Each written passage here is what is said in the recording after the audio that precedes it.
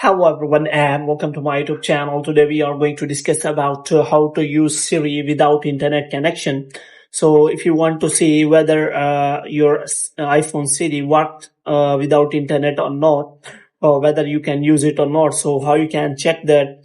So if you want to use Siri without internet, whether you will be able to use it or not, so how you can check that. For this, what you have to do, you have to simply first of all uh, close your all internet connection, and after that you have simply press power button, and you see that data for using Siri is downloading. So here you can simply see that if you want to use a Siri without internet, you want to press and hold the power button so that you can use Siri. You will see that Siri is not available, so you can only use Siri with a data connection. So you have to make sure that while if you want to use the connection, you have a strong Wi-Fi or internet connection. So now we will turn on the data connection and we will try to use the Siri. So we will now see that now Siri works perfectly. So if you Siri questions related to data connection, so if has already downloaded the data so that it can